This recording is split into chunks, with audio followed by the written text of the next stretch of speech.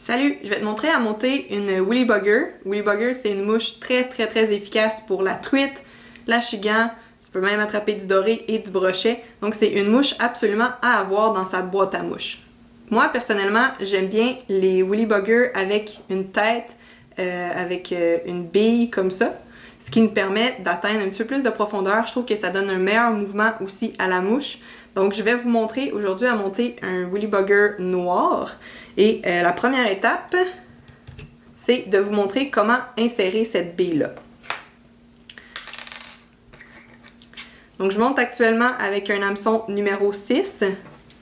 Les billes, c'est des billes, dans ce cas-là, c'est du 3/16e, comme ça ici. C'est une bille ronde et c'est important quand on vient la placer sur l'hameçon, on va tout d'abord insérer la petite partie. On va venir la faire glisser sur la hampe de l'hameçon. Et voilà, notre bille est déjà installée. J'attache fermement l'hameçon et je suis prête à monter ma mouche. J'utilise un fil noir. Celui-là, c'est du 6-0.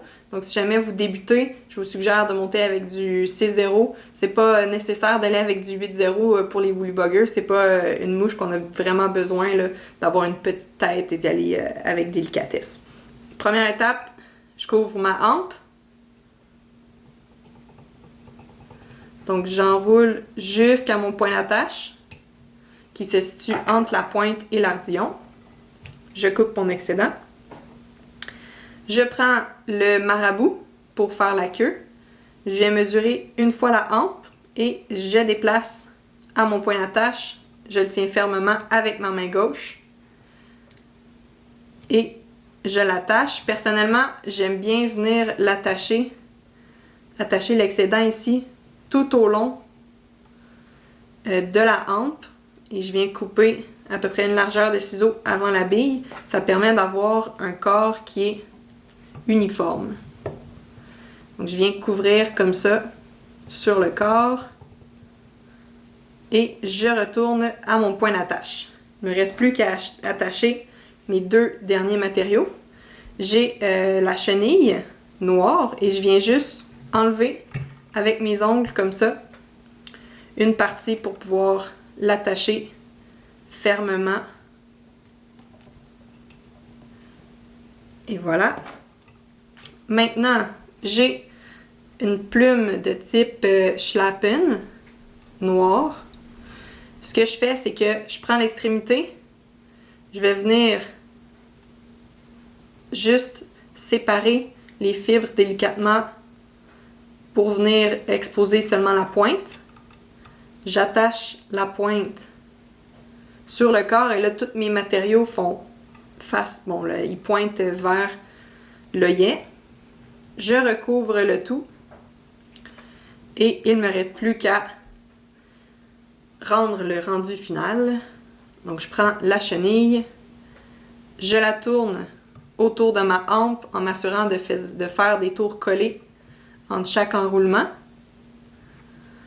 J'attache jusqu'à ce que je sois à la bille. C'est important de venir faire un tour qui va vraiment accoter la bille parce que sinon la bille va avoir tendance à se déplacer et on ne veut pas ça. Et voilà.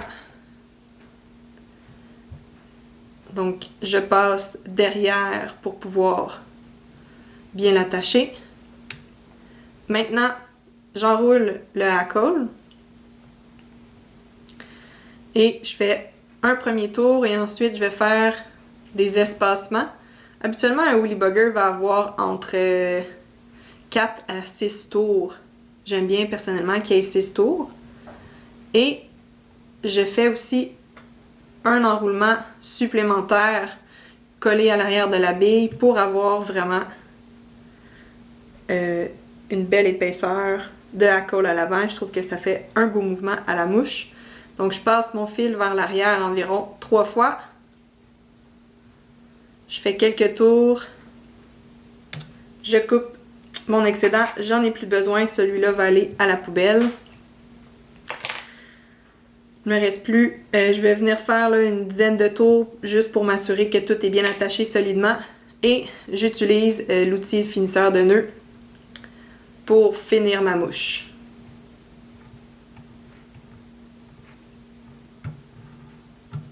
Et voilà, mon Woolly Bugger est terminé. C'est aussi simple que ça. Alors, c'est une mouche qui est très efficace, facile à monter, et je vous garantis que vous allez attraper du poisson avec ça. Bon montage!